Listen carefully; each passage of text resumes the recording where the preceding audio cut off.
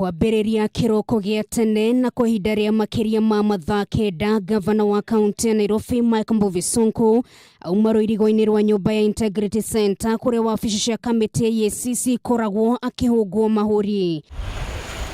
Gĩtũmi kĩnene gĩa gwĩkinyia mbere ya kamiti ĩno arĩ gũcokia ciũria ngũrani iria ciumĩrĩte ũheani-ini wa kandarathi cia ungania wa giko thĩinĩ wa kaunti ĩno hĩndĩ ya mwaka wa kĩgĩna wa 2017, 2018 na mwaka wa 2018, 2019.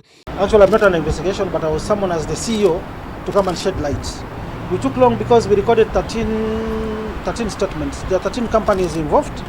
They are questioning the procurement process. EACC makoretwo magĩthuthuria uhotekeku wa gukorwo mĩhang'o ya ũheani wa kandarathi cia muigana wa makiria ma ciringi mirioni 160 nĩ wagũmĩirwo nĩ ungumania na imwe cia kambuni iria ciahirwo wĩra ũyũ itiakinyanĩirie ikĩro na oho watho nĩ wagararirwo mĩhang'o-inĩ ĩno. Now we are waiting for the outcome of the investigators. In case they are found to have flouted the law, we will blacklist them and do another procurement exercise, free and fair.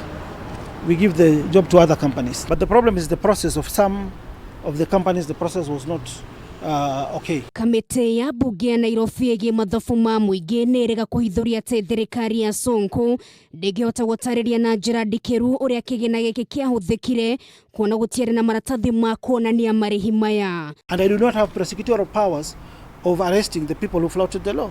But since it is the departmental committee mandated by the constitution to raise this issue, I decided to be firm and I stamped authority by sending home those people who are accountable for this procurement process. I never renewed their contracts. Sonko atanyĩtwo gwĩkinyia mbere ya kamiti ĩno mũthĩ wa gatano kiumia kĩhĩtũku, gĩikaro kĩrĩa kĩararĩrĩirio nginyagia ũmũthĩ.